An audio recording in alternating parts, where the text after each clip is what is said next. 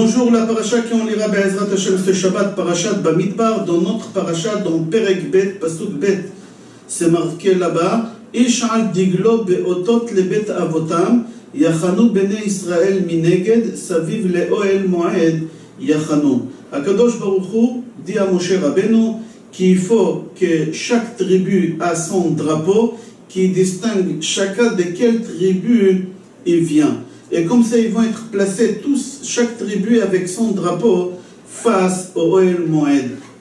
Comme ça, c'est marqué dans notre pasuk.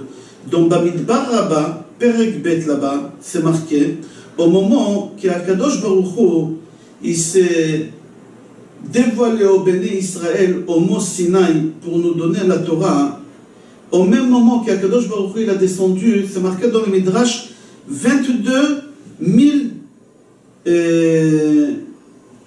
anges, ils ont descendu avec lui. Comme c'est marqué dans Tehillim Perek Samerchet, Rechev Elokim Ribotaim Alfe Shin'an. C'est-à-dire, avec Akadosh Baruch Hu, il y a des milliers des anges qui ont descendu avec lui. Et tous les anges, c'était des groupes avec des drapeaux. Chaque ange, on savait de quelle partie il faisait. Et Béné Israël, ils n'avaient pas encore les drapeaux qu'on connaît. Et au moment qu'ils ont vu ça, c'est marqué dans le Midrash, Nit avu Béné Israël et de Galim.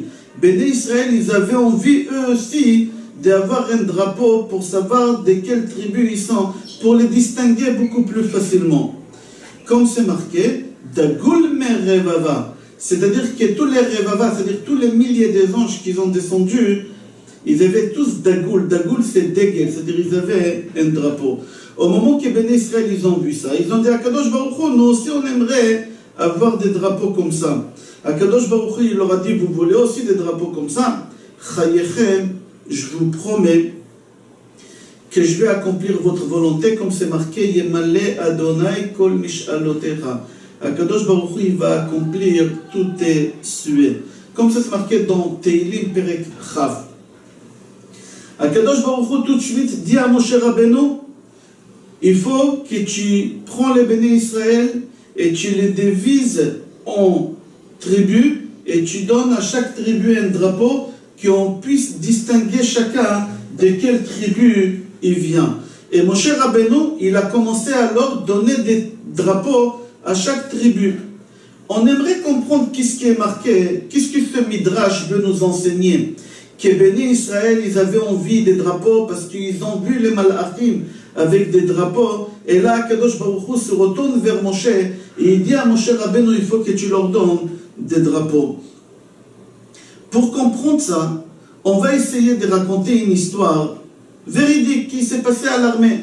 À l'armée en Israël, chaque fois avant Rosh Hashanah, l'armée, elle ramène dans des centres des rabbins pour qu'ils fassent des discours, des maîtres conférenciers, et pour qu'ils fassent des discours pour renforcer les soldats spirituellement avant Rosh Hashanah.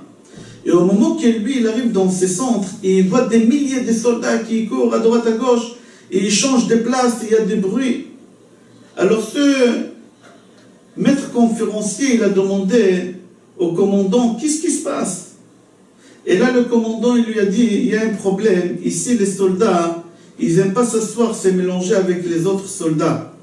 Par exemple, les pilotes d'avion, ils se sentent des élites de l'armée d'Israël. Ils n'ont pas envie d'aller s'asseoir à côté des tankistes, ça les fait. Et les tankistes, ils n'ont pas envie d'aller s'asseoir à côté des autres. Et les autres, il leur a dit, c'est ça le problème. Tout de suite, il a pris le micro, et il a demandé le silence.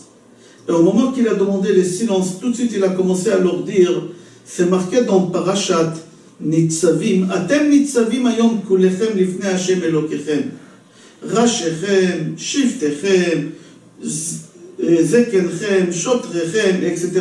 Mi chotev etzecha ve'ad shoev memecha. Dans Parashat Nitzavim, c'est marqué là-bas que tous vous allez être présents devant Akadosh Baruch Hu. Qui c'est tous? Et là-bas, ici, jusqu'à la fin, il dit, depuis celui qui coupe le bois, jusqu'à celui qui va puiser l'eau. C'est étonnant qu'il s'est marqué comme ça. Au moment qu'on veut dire depuis celui-là jusqu'à celui-là, il fallait marquer depuis l'avocat jusqu'à balayeur. Là, on comprend qu'il y a deux extrémités. Normalement, on aurait dit depuis l'avocat jusqu'au balayeur, il y a une extrémité, il y a quelque chose au milieu. Mais là, dans la Torah, c'est marqué que tous vous êtes présents aujourd'hui devant Hachem. Et là, c'est marqué depuis le bûcheron jusqu'à celui qui va puiser l'eau. Mais les deux, ils sont au même niveau. Ils ont le même salaire. Ils ont le même honneur. Pourquoi tu ne dis pas quelqu'un qui il a vraiment des honneurs, un juge, jusqu'au balayeur? Pourquoi la Torah, elle prend deux personnes? Alors, il leur a dit qu'en réalité, nous, on vit dans un monde de mensonges. On vit dans un monde de mensonges. Au moment qu'on veut honorer quelqu'un, on essaye de comprendre combien il vaut cette personne pour savoir combien des honneurs on va lui faire. Et combien et comment on est en train d'évaluer la personne, c'est par rapport à combien de zéros après un chiffre il a à la banque. Plus il a des zéros, plus on va lui faire des honneurs. C'est-à-dire on se trouve dans un monde de mensonges. On honore les gens par rapport à la somme d'argent qu'ils ont à la banque, par rapport à leur richesse. Ça, c'est dans ce monde-ci. C'est pour ça que nous, on dit, depuis ton juge jusqu'à ton balayeur. Parce qu'avec nos yeux humains, malhonnêtes, nous, on regarde l'espace qu'il y a entre les deux. Combien de zéros il y a? Mais ici, la Torah, elle ne parle pas de monde de mensonges. La Torah, elle parle de monde des vérités. Et le monde vérité, la Torah, elle ne juge pas la personne par rapport au zéro. C'est par rapport à ce que tu apportes au monde, par rapport à ce que tu peux apporter aux autres. Alors il faut savoir, ici c'est marqué depuis le bûcheron jusqu'à celui qui va puiser l'eau. Et il faut savoir que certes ils ont le même salaire, mais ce n'est pas le même métier. Le bûcheron il détruit le monde, il coupe des bois. L'autre il est en train d'arroser, il est en train de faire vivre ces deux métiers. Il y a un qui fait perdre à la société et il y en a un qui fait gagner à la société. Et c'est pour ça la Torah elle a pris ces deux extrémités, celui qui fait perdre et celui qui fait gagner. Il leur a dit ici chez vous c'est exactement la même chose. Les pilotes ils ne veulent pas s'asseoir à côté de celui-là ni à côté de celui-là. Ça c'est de mensonges. Il ne faut pas oublier qu'on est tous ici pour un seul but, c'est pour faire gagner le pays, pour que le pays puisse vivre en paix et en sérénité. Il ne faut pas voir que celui-là c'est des élites et c'est notre but à nous, on est en train de se battre pour arriver à un but final. C'est quoi? Que tous les gens qui habitent dans ces pays, ils vivront en sérénité et en paix. Alors pourquoi vous vous disputez entre vous? Il leur a dit que l'honneur, il n'a pas un métier qu'on l'a fixé. L'honneur, ça va chez tout le monde. Pour cela, au moment que les soldats ils sont devant une guerre, ils ont un seul but, que ce soit les pilotes, ou que ce soit les tankistes, ou que ce soit n'importe quelle. La preuve, il leur a dit, pourquoi l'armée s'est divisée ils ont le logo des pilotes, et le logo des tankistes, le logo de toutes sortes de la mer, toutes sortes de... Pourquoi ils sont différents? Puisqu'on a tous le même but, c'est de gagner cette guerre. Alors on est tous unis, on est tous la même chose et on va aller en guerre. Pourquoi? Il leur a dit, il faut savoir que l'armée, avant qu'on s'engage à l'armée en Israël, on s'engage à 18 ans. Mais déjà à l'âge de 17 ans, on convoque les jeunes soldats et ils vont passer devant des psychologues pour passer des examens pour savoir où on peut être méchabetz, où on peut les placer pour qu'on puisse tirer d'eux le mieux possible pour l'armée. On ne peut pas prendre tout le monde la même chose, et là, si tous on va être la même chose, on ne saura pas comment tirer le mieux de ce soldat. Alors c'est pour ça l'armée, elle dévise, et chacun il a son logo et son drapeau. Et c'est exactement ce qu'il a fait à Kadosh Baruch Hu avec Béné Israël dans notre paracha, qu'Akadosh Baruch Hu il a donné à chaque tribu son logo. Et c'est exactement ce que Béné Israël ils ont vu chez les anges. C'est marqué comme ça là-bas, Malchuta de Ara ke'en Malchuta de Dina. Ils ont voulu que le royaume ici sur terre, il sera comme le même royaume dans le ciel. Dans le ciel, le royaume, il y a des drapeaux, et on sait chacun à qui il appartient. Ici aussi, Ara, sur terre aussi, on veut la même chose. Bnei Israël, ils ont vu en Mont Sinaï, au moment que les anges ils ont descendu, ils étaient bien rangés avec leur drapeau. Des milliers des anges, ils étaient là-bas. Chacun, il avait quelque chose à faire. Chacun, il avait une responsabilité sur quelque chose. Et là, les Bnei Israël, quand ils ont vu ça, ils ont dit à Kadosh Baruch Hu, Neranena bi'ishu'atra u'b'shem Eloheinu nidgol. On aimerait avoir des drapeaux pour te servir. On aimerait être bien ordonné. On aimerait que notre travail, on puisse donner le mieux de nous. Et pour donner le mieux de nous, il faut que chacun on sache à qui il appartient et qu'est-ce qu'on peut tirer de lui.